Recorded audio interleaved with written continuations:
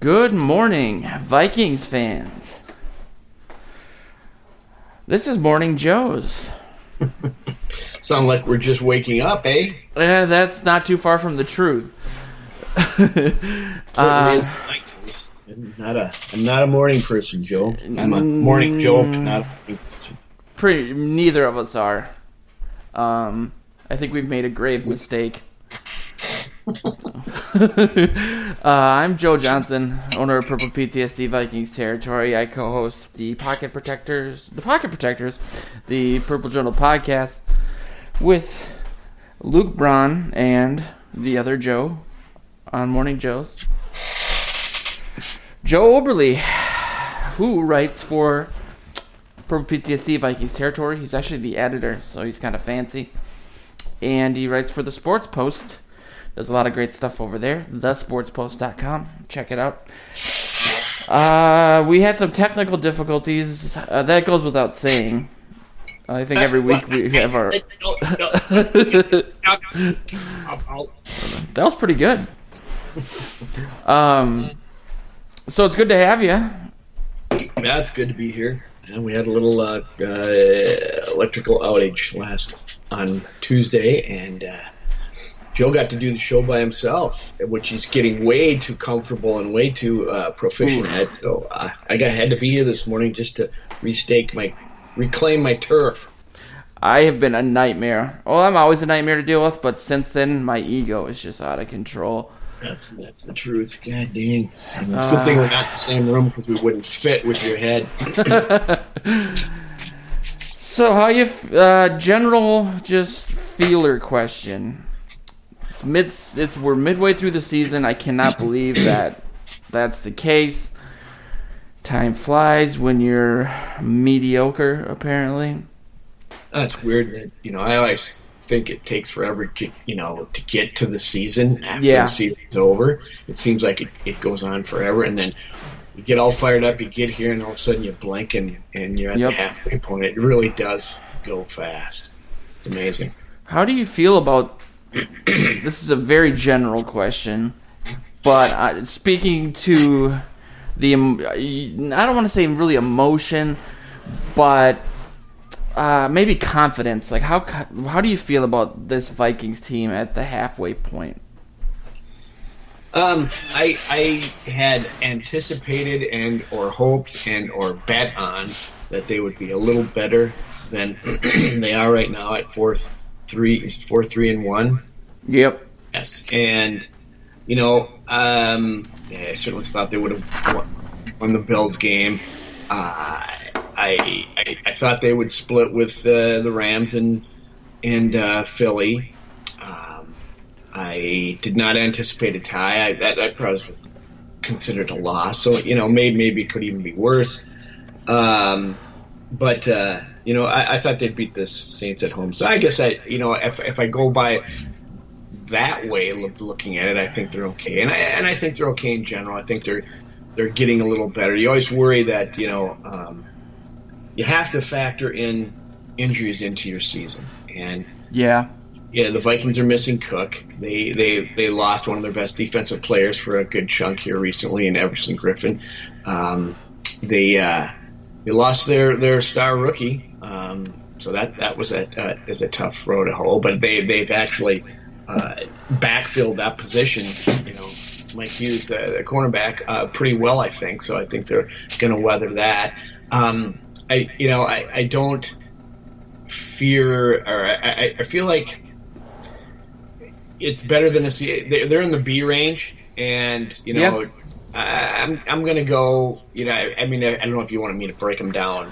Let's do that and then we'll get into some of the other stuff. I got a chance to do that on Tuesday, but you didn't. And I'll just recap mine real quick. Basically, the way I looked at it was, and I'll add coaching to it. And my coaching grade is, I want to say, a B-. It was offense, defense, and Kirk Cousins is just, by nature of him being a new guy, and because I love him, and he won't return my calls, and I don't understand why. And basically, I gave Kirk Cousins an A-, the minus coming from the fumbles and some of the batted ball stuff. And the rest were in the B- range. But on the upswing, especially the defense. So I'll leave it at that, but I'm very interested in where you're at in that regard. If I were to rate Cousins, he's in general he's better than I thought he might be, but I do,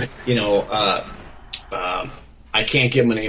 I got to give him in the B range because you got to hang the Buffalo loss on him. With those 2 fumbles that put him in a hole that they weren't able to recover from, and you got the batted balls, which is a problem, and it doesn't seem to be going away. And it seems like the fumble thing is something that could rear its ugly head at any time. So that's something if he cleans up that, then he's up in the A range because he's been, in some regards, better than advertised for me. I was cautiously optimistic when they got him. They paid a lot of money, but the way he throws the ball, the way he's hung in there under a heck of a lot of pressure. That's my caveat with between the A and the B, just because he wasn't known for that. And I was looking at an interview he did this week, which we'll get into a little bit later, but some of the stats he's got under duress, I think he's the 3rd best quarterback according to PFF behind Fitzpatrick. He's only played 2.5 games now. And Phillip Rivers, and I think his rating is like a 99.1, or is it a 91? I have it written down here. But either way, he's been better, like you said, better than advertised in that regard, which might have determined the way the season would have gone if he wasn't playing that well, because he's being pressured almost 50% of the time. So anyway. He's the top 5 or even higher in some rankings at quarterback. He's got receivers that are out of this world that he's connecting with. He's even found a way to get the ball to Quan Treadwell, so that alone should tell you something. He's missing his top running back. I would give him a B+, and I think he's going to get better once they ever get the offensive line figured out. And defensively, the offense as a whole, I think, is an A-. I really do. They've scored a lot of points. They've at times kept the team in games when the defense faltered. So the Rams cough the Rams. Yes, and so he's jumped. He alone is not alone, but the offense is well. They've spent some good play calling and interesting things going on there with DeFilippo. So I'm going to give the offense an A-. But then if I parcel out the offensive line, it would drag it down a little bit. But I'm thinking in terms of scoring on defense. I got to go B- to C+. They're not what they were last year, but have sustained some injuries. But now they're missing Barr and they've missed Sendejo. So I understand that Harrison Smith grumbles the fact that everybody's comparing them to last year, and it's hard not to. But they're mostly the same people, but they're not the same unit. So I think I would say B- to C+ range, and I think they're going to get better. I think they will get better. Some of that you got to lay on Zimmer. He's the one that brought the confusing aspect of it and kind of screwed them up there for a couple of weeks, but they seem to be getting back and hitting their stride again.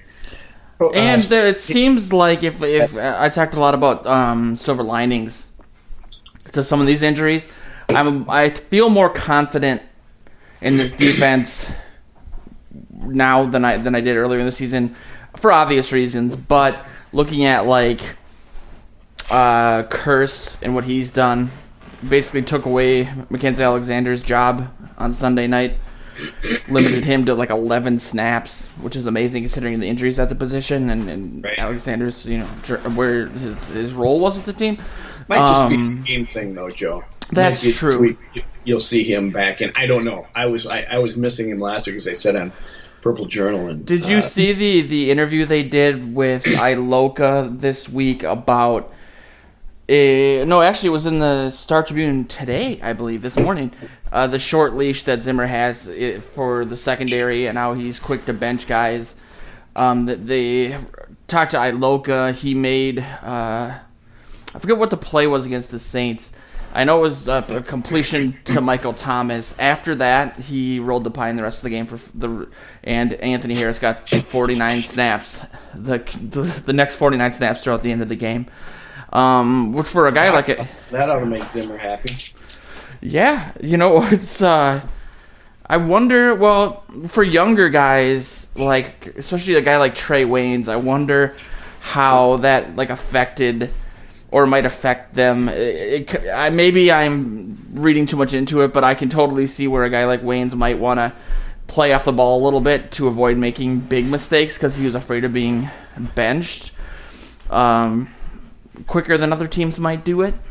It's not that we didn't know Zimmer was that way. It was just interesting to see a guy like Iloka who has familiarity with Zimmer from Cincinnati. He's a veteran. Yeah. He didn't even want to. It wasn't really an interview because he said, I don't really want to. Either I don't want to talk about it or I don't have anything to say about it. But yeah, it's an interesting dynamic. I didn't read the story, so I'll check it out after we're done here. But the other part of it could be Zimmer's, maybe he has confidence that there's some depth there in the secondary, and he says if he sees somebody not doing their job, he's going to put somebody else in that he thinks can. So yeah, if you can spin it from the positive side, I'm a glass half full guy, Joe. So, and you're the glass half empty. So I threw the glass out the window years ago. So I don't know. I'll have to take a look at that. So, but if they're chirping about it, that's not a good sign. So that should be some. I'm sure they're asked about it. People are looking at snap counts and saying what the heck. But and I think Zimmer will probably say, and maybe even today if he's asked about it, it's a scheme thing. I'm sure maybe that does happen. He does bench people if they're negligent. If they make a mistake out of effort, fine. If they make a mistake out of laziness or not paying attention to what you're supposed to be doing, I'd sit them down too. It's better than the Packers getting rid of that Montgomery. That was cold-blooded. Did you sign a grade to the coaches? I'd have to say B minus. Okay. I like what the offensive coordinator's doing. Zimmer has been, he brings it down a little bit because of early complications, but I got to give him credit for figuring out and going back to what they're good at. So I give him credit for that. I didn't spend a lot of time on it, so I don't want to go in too in depth, but I'm a Zimmer Bobo, so I'm not going to put him down in the C grade. And, they had some early troubles in special teams, and the coaching helped change that up. They've improved. They've made changes where they've seen failings, and as in the kicker being replaced. I think that's a good move. That's a strong coaching move because, Did you see him last night too? No, I didn't. What did he do? He I don't remember the length of the kick. It was around 40 yards, and first of all, the Raiders are terrible. Yes, they are. It's just not a unique take. He ended up hitting the upright, and you could he did his typical emotional response to it. I feel you got to feel for the guy at this point. Yeah. You really do. But I mean, as the season goes on, that might have been, depending on what happens. And this is actually, I don't know if you wanted to add anything else to the grade thing, but. Nah. Second half of the season, depending on what happens, that could end up being one of the biggest moves of the season. Bringing in Bailey. Looking at what Bailey Carlson did and what Bailey's done so far, I wasn't impressive. It was a move that said, I don't care what the money says. We got to do this. So I like that. I like that from him. For sure. And not sticking with it from a draft pick perspective either. Right. That was a great move. Looking forward to the second half of the season, a lot of people wrote this week like this daunting, especially the next 4 games are pretty rough. A lot of division games, a few at the end of the season that are going to be. Is that Bears game here? No, it's at Chicago. The final game of the season, the Bears are here. But okay, that's the next three are it's Lions, bye week, Chicago at Bears, and then Green Bay here. Those are your next 3 with the Patriots on after that. But yeah, people are kind of freaking out about the schedule a little bit. There's no Jets team. There's our game. There's no Bills game, which turned out great. Here's the thing, though, if I can interrupt you. Yeah, it's these next 3 games are division games, and I don't look at any of them that the Vikings can't win. I am concerned a little bit about Chicago going there because they always have trouble, but that's it. The rest of them, the Vikings can beat these teams, and if I look at New England, I'm a little concerned. If I look at Los Angeles Rams, I'm a little concerned. I certainly was even concerned at Philly. But these 3 games are all winnable games, and barring major catastrophe in the injury front, they should and can win. So if you're going in and you think you have a chance, rather than oh my God, this team's too good for ours, I'm good. Bring it on.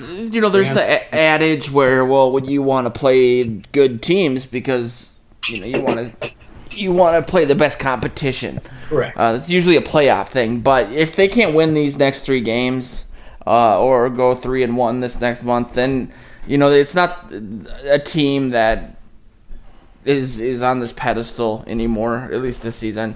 Adjustments might be needed for people's expectations, but it's a good litmus test. They do need to win these games.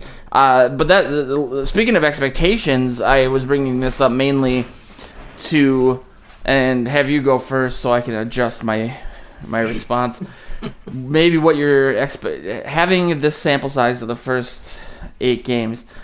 What are your expectations, realistic expectations, in terms of? Let's just say we don't need to talk about like a Super Bowl or anything, but maybe just final record, whether or not they make the playoffs. Yeah, if you go from what I just said, and they look at it the same way, that these next 3 are bigger games than the New England game. These division games are where you're going to make the playoffs. You have to have them.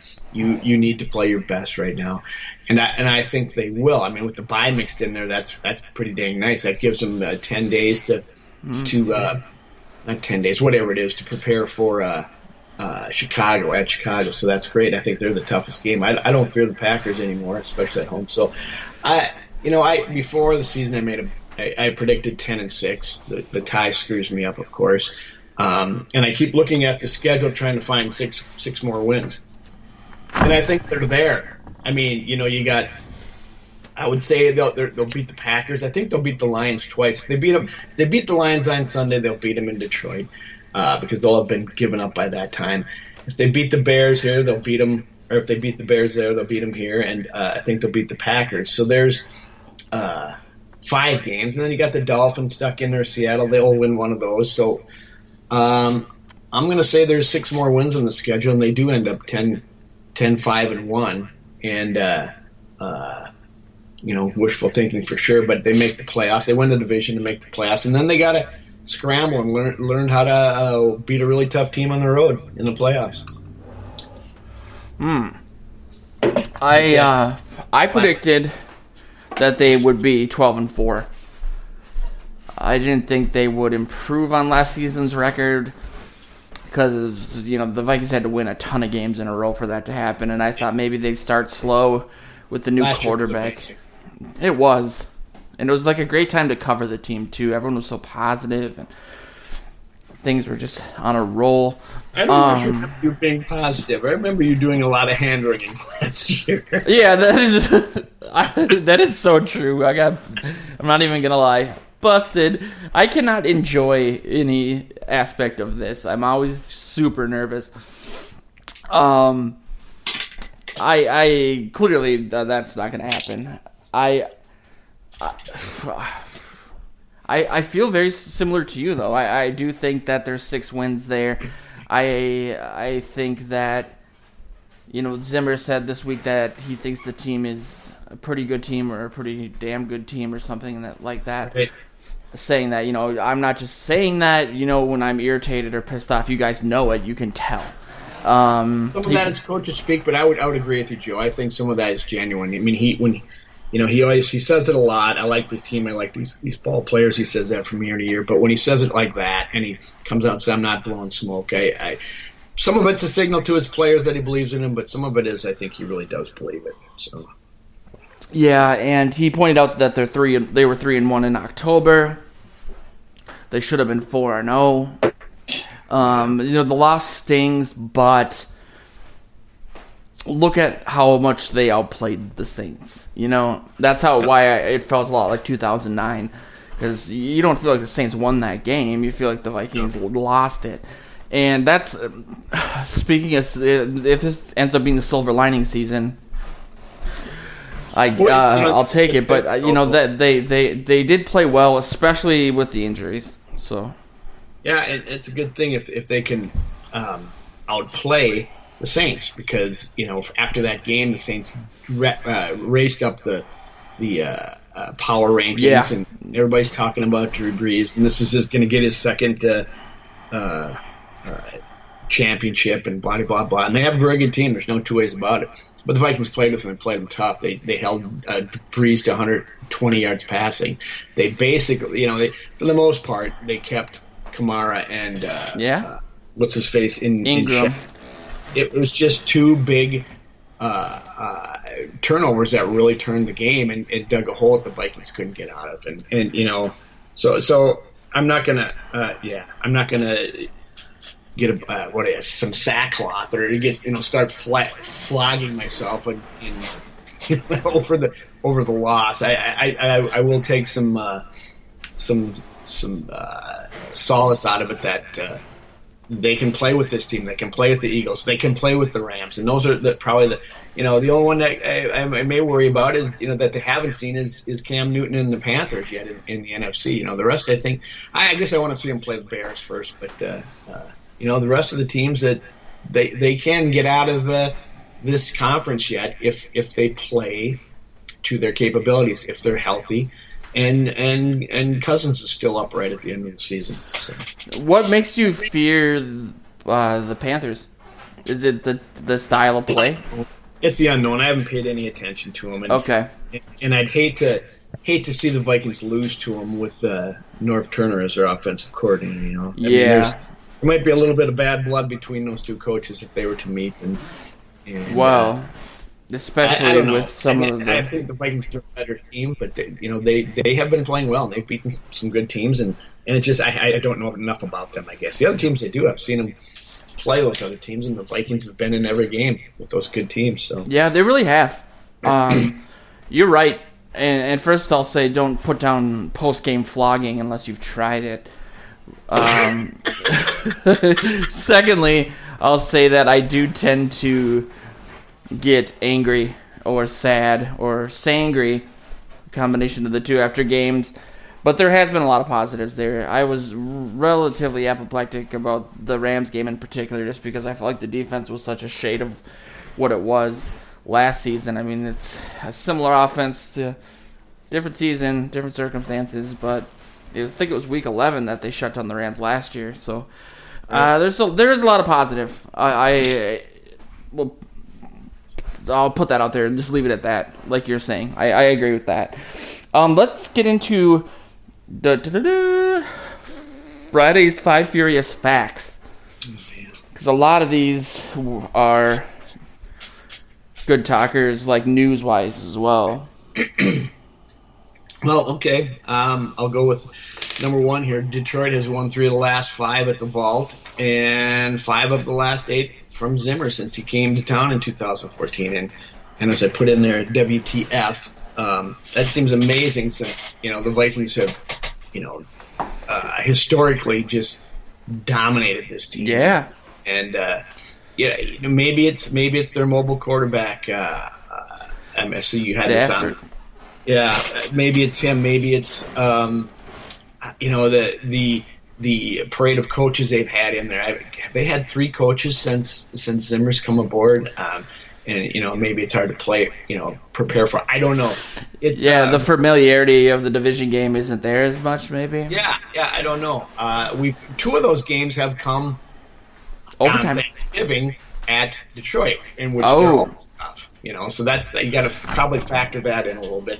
The ones that are puzzling is that they haven't beat them at home at US Bank, and that's why I'm fairly confident that will happen. But it just seems like a bizarre stat.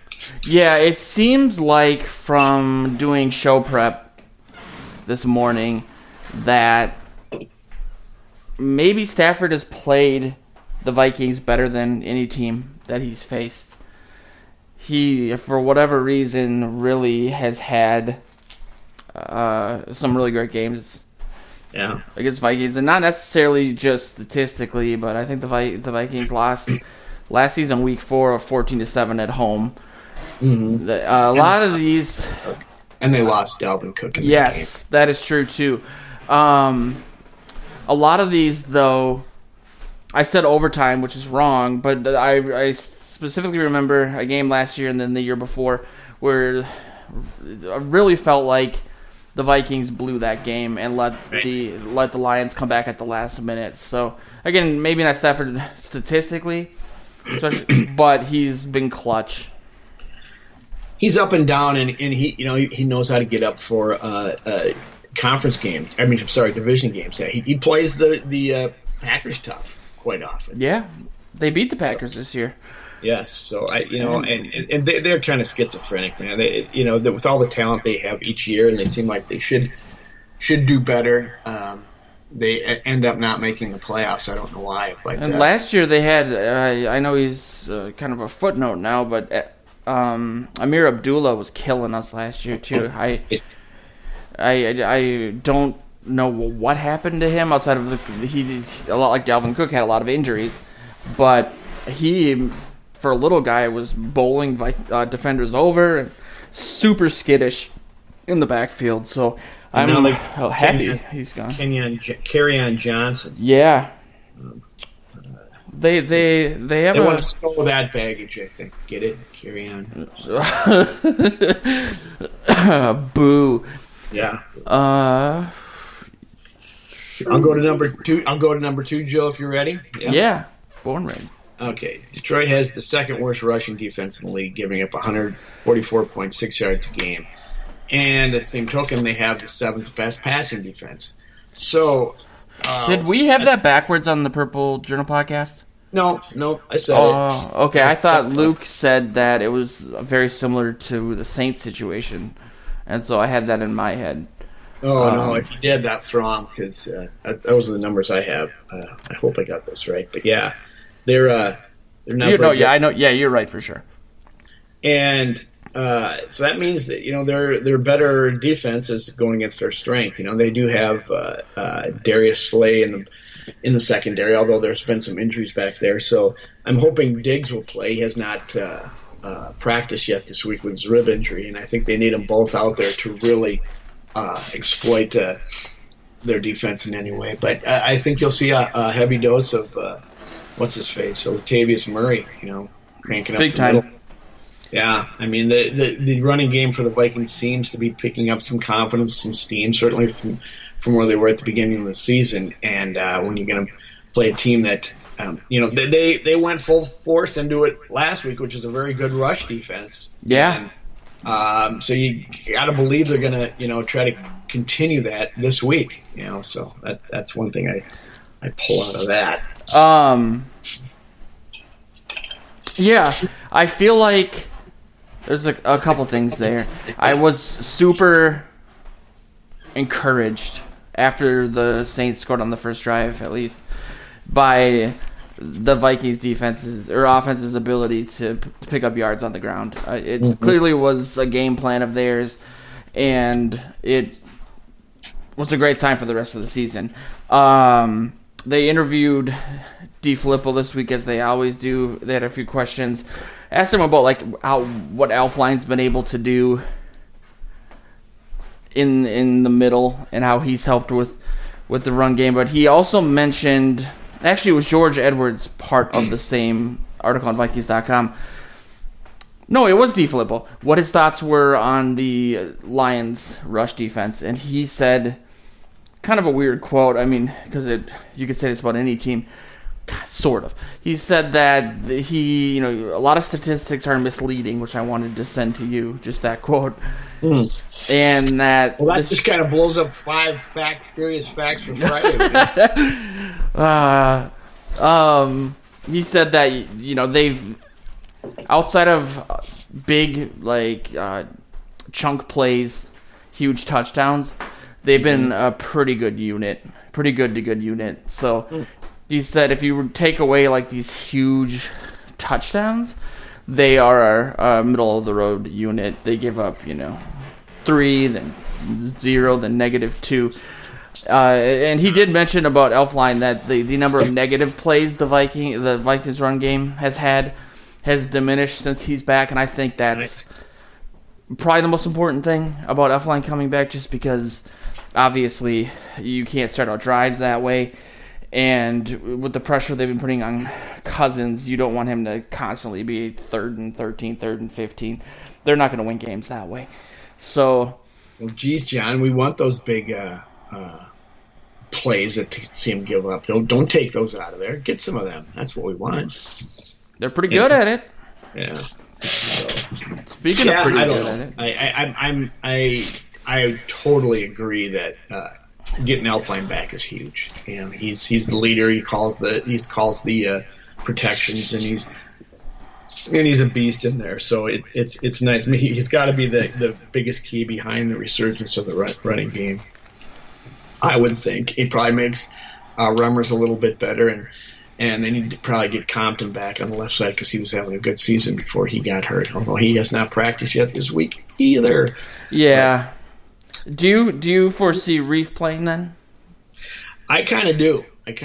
I'll bet he wants to. It's his old team, and he seems to be inching back, and he's been limited this week, so I think you'll see him out there, and which will put hopefully it will put Rashad Hill on the sideline, and next question. Yeah, he gets a chance to continue his development. I think I like what I've seen so far, but only because I said he was going to be in there at the beginning of the season, and I want to see that prediction come true.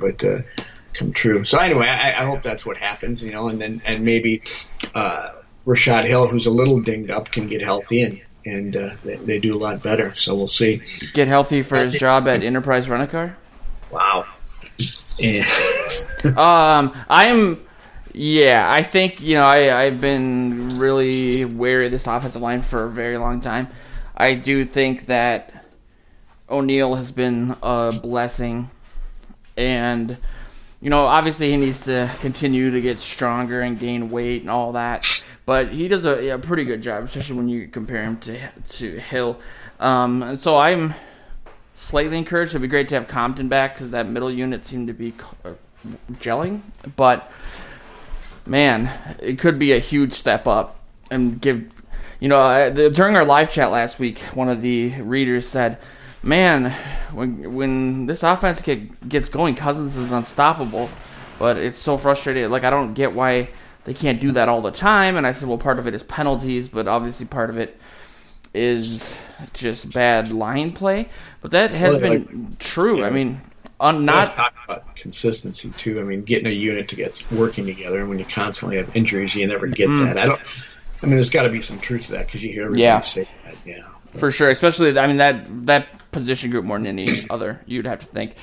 Right. But that is true. When Cousins has had time, he's been lethal. Because he's got the ability to look at those two receivers, look at Kyle Rudolph, and pick which one. So, and he's had time to look at which defender's going to jump up and try to block his shot and throw around it. That's so frustrating. I hate those plays. I hate block passes because they're just I don't want to say anything that would get us fined by the FCC, but they're just this total block. If you know what I'm saying. They're just you're just pumped for this great player, excited, and boom! There is absolutely so little satisfaction there. I can't believe it. So. Yeah, I totally know what you mean. Anyway, moving on to the next one. I did mention Diggs has not practiced either day with his rib injury, and I was looking at something beforehand. You have to. I'm trying to, glass half full guy. He went back in after the injury and ended up, getting 10 receptions for 119 yards. Had a great game, but I wonder if it's just a precaution, and hopefully he's going to practice. If he practices today, I think he'll play. Do you know what part, like what they mean by ribs? Is it I don't know. It sounds like he fell wrong on the field. He said, and I suppose with it, adrenaline in a game, you can play through that, and then once you settle down, it gets really sore. I don't think it's anything a broken rib or anything. You probably know by that, but I'm hoping that they strap a flak jacket on him and get him out there, because I think if nothing else, get him on the field so that they can take some Darius Slay away, have him run some long passes and open things up for Thielen and other players underneath. Get Kyle Rudolph involved, and it not having him in there, I think, will change things up. Decoy Diggs. Yes, if nothing else, I think he'll play though. I know he's missed plenty of games in his career, and it's always been an emphasis for him, personal emphasis for him to, not get injured. He'd sit there and say that was his goals at the beginning in training camp. Yeah, he said that. And so I think reading the quotes, he seems they asked him if he's counting on playing. He goes, yeah, I always have to prepare that way. So. I'm thinking he'll be out there, and it'll be a big thing if he isn't. Then you're right. Real quick too, just that about the game thing. And for injuries, especially like that, it's not till like day 2 where it really starts to get sore. And so those are just super painful injuries that you can't do a whole lot about outside of, like you said, the flak jacket. And transitioning over to, well, I'll let you do it. I was gonna say a couple things about Darius Slay. Just really quickly, I think I was on the Detroit Lions website, and they talked about something we've talked about before, and that's that because of the way that Thielen lines up, that it just doesn't make a whole lot of sense.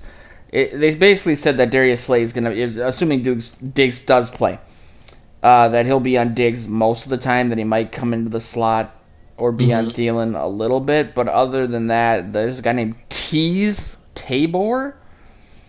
To take something from K-Fan, something called Teez Tabor? T-E-E-Z Tabor. Yikes. Nice. Selling a ton of those jerseys. And then Nevin Lawson. Oh, yeah. Football players have always got some kind of name going on. Are you done? No, just that's always a good question about my takes. Are you done? Would you please be done? I just think it's all pointing towards another record being broken. Yes, the Thielen can break Megatron's record against his old team. It will be difficult, but I think it's time for the Vikings and their fans to, if he does break it, to give Adam Thielen a nickname, and I'm going with Adam Bomb. Best Adam Bomb, baby. Nickname ever. That is so good. And it would go right along with Megatron, just blow that up. It would be ironic to do it against the Lions. It would be fun to see it happen. I think they're gonna, they know, the Lions know what's going on. You never, when they get Thielen on the outside, they may just throw Slay on him for that reason and no other. The game might be lost. They're still got to take away Thielen's receptions and yards. So we'll see. It should be fun to watch. Did you see his Randy Moss Halloween costume from when he was a kid? I did. He looked like you.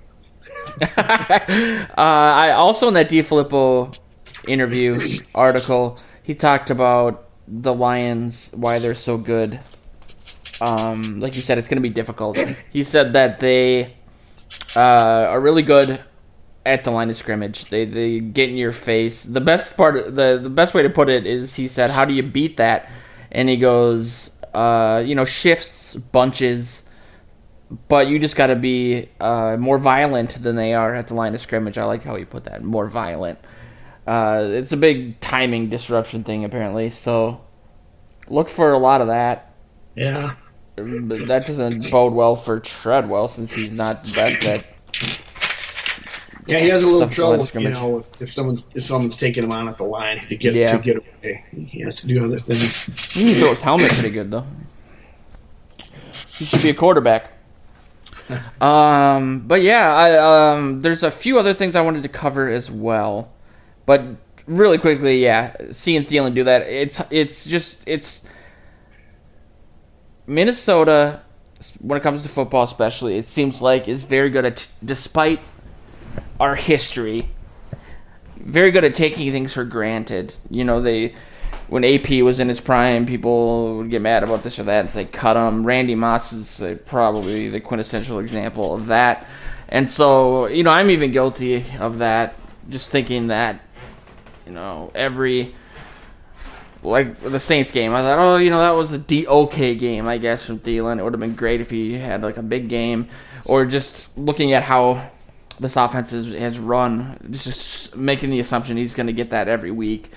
But that's just a testament to how amazing he is and how lucky us Vikings fans are, especially at the wide receiver position. And it's just awesome. There's a whole new generation. I mean, half the writers that we work with, actually all the writers that we work with that aren't from Minnesota, all grew up watching Randy Moss and Chris Carter as a kid, and Dante Culpepper. They always bring up Culpepper.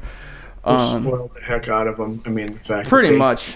You know, they expected that every year. Yeah, I mean, I grew up, well, with Gene Washington, the first Gene Washington, when he was back playing, and I could throw out some names. And, you know, I've always loved the receiver position like you. And, excuse me, you know that Randy Moss was a freak. And Chris Carter was great. He's a Hall of Famer. But, you know, with Moss in there, he had otherworldly talent. And you got really frustrated because I knew, from my perspective, that you got to take advantage of this. Just like I thought the same thing with Peterson. You know, you got such a once in a lifetime talent at this premium position, and you know you're not in the playoffs or the deep in the playoffs every year. It's kind of frustrating. Or you're so far under the salary cap that you get punished by the NFL. Like right. Mr. McCombs. It is so fun to see such excellence at the receiver position, and they have a quarterback throwing to them. The Vikings have to improve this line over the next 2 years of Cousins' contract, and you know they've solidified a lot of the defenders, which is pretty good defense. They need to keep building it, and you know even if this year doesn't happen. And I'm not saying that it's not going to. You've got to like the way this team is built, and they just have to figure out. They got to figure out the line and make it a solid unit, and this team could sky's the limit for them. I think. Yeah, big time. If they had a good line, they would be. It would be amazing, especially with Dalvin Cook coming back. Speaking of not taking advantage of things. Obviously, the trade deadline was this week, and I saw a piece that I guess the quote at least has been floating around for a while, in which Tom Brady said that to a coach who then relayed it to the media, that if Aaron Rodgers was playing in New England, he would have 7,000 yards a season.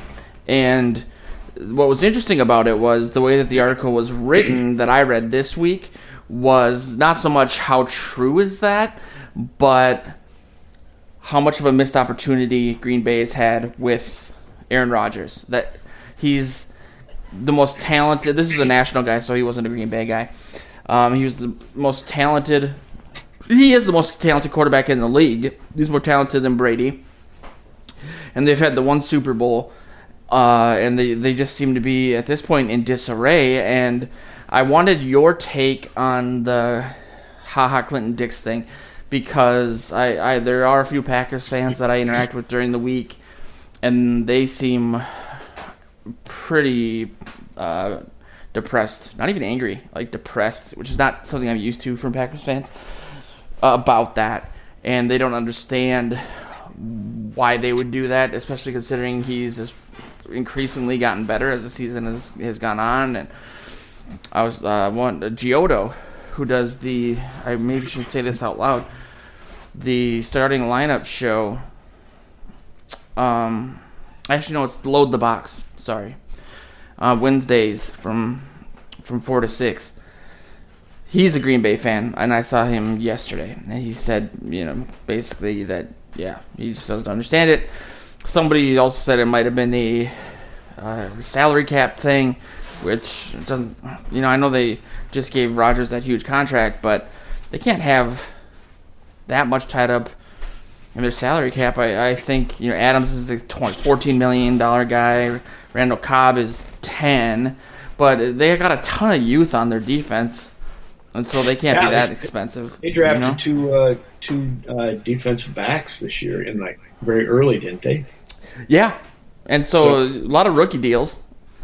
So my point is, there's that's the future, and I remember they started out early in the season. People were complimenting how they stepped in and did quite well. So maybe a veteran who's making a lot of money and maybe is maybe not happy with his role is becoming a distraction, and they said, let's get something for him, because I've never been that high on me either, other than to say his name and say what kind of silly ass stuff is that, but hey, that's his name.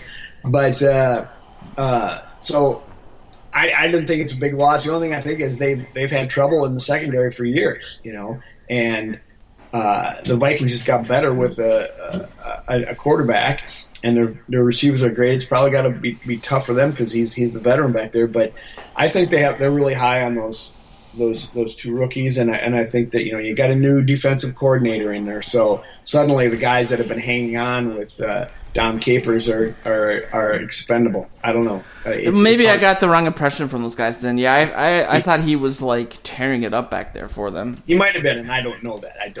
So you could be right. I doubt any Packers fans listen to this show, but let us know in the comments if how that's going. I would go to post something in the Packers subreddit on Reddit, but I'm not allowed there for some reason. It'll be interesting to watch, Joe, over the next few weeks to see what how it goes back there and what they're doing, because we got the Packers. Vikings have the Packers coming up in about 3 weeks. So, but I just like the Montgomery trade. I think it's good for me because I have Aaron Jones on a couple teams. But I like the fact that the Lions lost Tate. They traded a guy who's been a purple pain for many seasons, and he's their best receiver, and statistically right now. So that's hopefully helpful for the Vikings by subtraction of him. So yeah, that was a similar move, a lot more drastic, because I haven't seen what the media in Green Bay has said, but it seemed like from that story that came out this week about Matt Patricia telling that reporter to sit up straight and respect the process. Basically, someone that he had seen obviously a bunch. He basically said that you come in here every week and you expect us to just hand you these things, and you're kind of rude and you're slovenly. That's what he told the reporter? Yeah, the reporter asked him, how does trading Golden Tate make this team better? How dare he ask that question? And he Guys, that's not the enemy of the people. I don't know what it is. And the dude, or Patricia, not the dude, said, can you at least sit up when you're asking me a question? And the reporter said, what? And he said, can you sit up? You're all slouched over. You come in here, every time, and you just expect us to, I'm paraphrasing, but just gift wrap you these quotes. And, you got to respect the process a little bit more. And he goes, ask the question in a professional way. And the guy goes, okay, well, how do you, and he said the exact same question because it wasn't that way. If it was me, I would have said, look at your beard. Talk to me about And then I would have been banned for life on my first day. Matt Patricia comes from Bill Belichick's school of that is true. Ooh, that is such a really quickly, I just bring that up because clearly there's, been reports that people are already quitting on him in the locker room. Wow. Their players. There was some even before this, but they're extremely unhappy with the move. They don't understand it. Players don't. I think he's a little fed up with that. I know you're not a big guy into things like this, but there's also been articles because of this saying this curse of Bill Belichick's progeny, the guys that go on to have success, or that were Josh either Daniels. Yeah, you have Josh Daniels. I wrote down who the guy with the best. Okay, so any head coach that was on Belichick's staff, they have a .407 record as head coaches. There's only one that had an overall winning record, and it was a guy named Al Groh, Groh, who coached the Jets for a little bit after after Parcells stepped down, and then I think Belichick coached like a week and then left, and he was 9-7. Then you have Bill O'Brien, who's been 31-33, the Man Genius, 23-25, and then Nick Saban, 15-17. The guy that went to Notre Dame, Wes, or what the heck is his name? Big dude. I think what happens, Joe, is that when any of them leave, Belichick takes the chip out of the back of their head, and they're incapable of critical thinking. And once they return, he reinstalls the chip, and Josh Daniels is back in after his failed Denver experiment. And boy, it sure looks like, by the sounds of it, what you're telling me is that Patricia's headed down the same road. Yeah, it's not going well. Sit up and respect the process. He sounds like Carl Gerbschmidt for something. Respect the segment. One article said that Patricia goes full dad mode in interview. But in terms of the Lions game, we've touched on this a little bit, but would you slap on the must-win label for this one? I would. I would say they all are at this point, because I want to win my bet. No, you have to win your division games. You really do, and I hope they treat them every bit as important. I mean, they say the right things all the time. Oh, it's a division game. These things. Well, go out and they have to win. Yeah, I guess it's at home. You have to win this game. You have to. If it's a loss, you start being really concerned going the other way. If they lose a tough one to New Orleans, and all of a sudden then you got the bye week to think about, a 2-game losing streak, and one of them's the Lions at home. Damn, that's not good. So yeah, I guess I'm going to agree with you. I don't like to throw that on there too much, but I was saying the San Francisco game was a must-win. So take whatever I say with a grain of salt. But, yeah, that's all within context. Yes. And everyone's different for different reasons, but yeah, totally at home. I'd agree. They got to have this. And hopefully it's decisive. But well, I'm hoping too for my score betting or my score prediction. I forgot. That's right. I picked 27. I had 3 ways that I do for every Friday show. 3 ways that the Vikings will win or lose. You like 3 ways? Sorry. I was conceived in one, so I've always had a really big Thanksgiving. Why did I say that? You teed it up.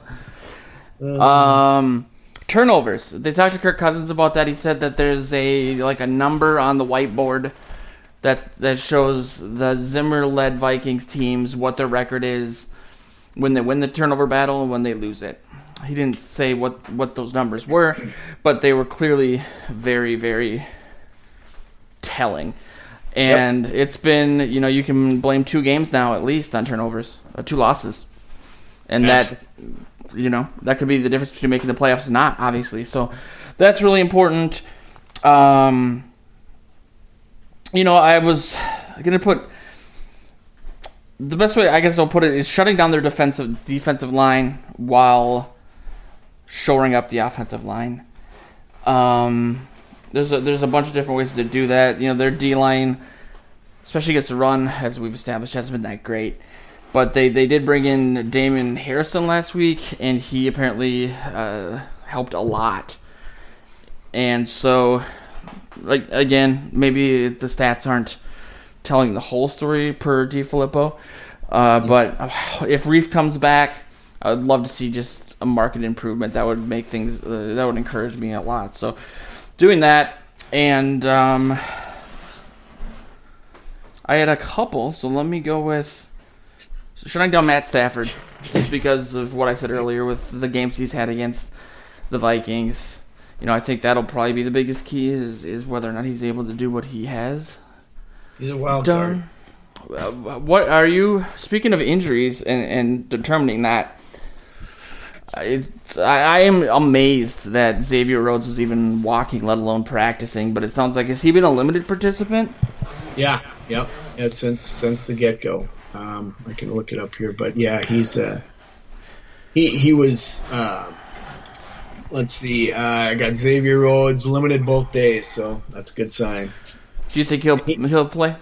I think so. He was talking to the media on Wednesday, and usually you come out there and if he's going to show up and do a gangbang out there with the media, that he's probably looking to play. They were asking him about the loss of Tate and stuff on Tuesday, and because they've always had some good battles together, and I think he was a little chagrined at that because he's a competitor and likes that kind of thing. So.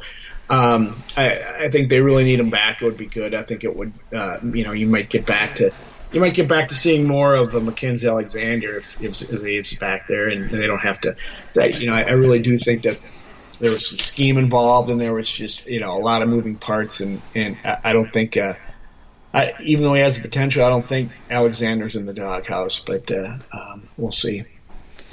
Well, yeah, man, maybe he's just being outplayed by Curse, and Holton Hill's been good on the outside. I don't know how much of that, though, was just how the game ended up going against the Saints, and they didn't need to really air the ball out. Right. He didn't have. I think he had 2 passes that he had to defend against, maybe 3. So it wasn't anything crazy. And so, yeah. It should be a good game. I'm hoping it is a decisive game. I speaking of predictions, I predicted a Vikings win and a pretty decisive one. There is some strategy involved in regards to our points contest, because especially if this season goes sideways, I am gonna really get competitive with these points.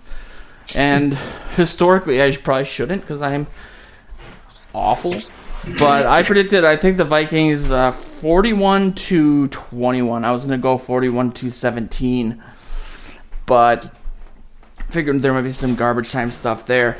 At some point, I think this team is really going to come together. As a Vikings fan I talked to last night said, it seems like every week I want some unit to do better than they do, and then something else crazy happens at a different position. Wanting the defense to do well, wanting Cousins to stop fumbling, and then last week you had the so-called blame on the receivers, and so it's kind of a rotating thing. At some point, I feel like all that's going to coalesce, and they're just going to have a monster Rams-esque game, the way that the Rams have been blowing people out, and I'm hoping and thinking it'll be Sunday. Would be nice. That would be nice. I was a little more conservative than you. I got Vikings 27-20. So yeah, it's a division game too. So in retrospect, maybe I made a bad problem worse in the score predictions. But you won last week. You picked up 2 points, so I can't beat yourself too much. Woo wee! Yeah, we've been waiting for that to come up. We'll see. I actually I mentioned this a couple times, but my late uncle was part of the Southern California Vikings fan club, which still exists. And so my cousin, who's a lot older than me, is coming up. So like 12 people in my family are going to the game on Sunday. I didn't go because of all the the shows that we're doing on Sundays now, and because I prefer to watch games from home. And you can't smoke in the U.S. Bank Stadium. Damn Democrats. And pace, right? You can't pace. You know me a little too well. Yes. But yeah, this has been Morning Joe's. I wanted to thank everyone who's been listening. I shared some stats before the show started with Joe, and it's been awesome. We're, the number one show on our Purple Territory Network, which is actually a network of about 7 shows now. So a lot of different stuff, a lot of general NFL stuff, a lot of stuff that isn't even about football sometimes. Some stuff that gets philosophical. There's a lot of craft beer talk on Giotto's show because he is from Wisconsin. So check the Purple Territory Network out. There's a page for it on both sites. Otherwise, you can just Google it and you'll find it. Otherwise, if you're subscribed, you'll see most of it. But hopefully you can join us on Sunday for the pregame show and the live chat, which will start about half an hour, 15 minutes before the game. It's always fun. We have a lot of writers there, so you can ask a lot of good questions, get a lot of cool answers, and don't be intimidated either to just ask a question or just start talking, because we usually have about 50 people that show up, but it's mostly the writers that talk, and I think people might just be a little intimidated in that regard. Either way, this has been Morning Joe's. Check us out on Facebook and on Twitter. And we'll be back on Tuesday. Go Vikes.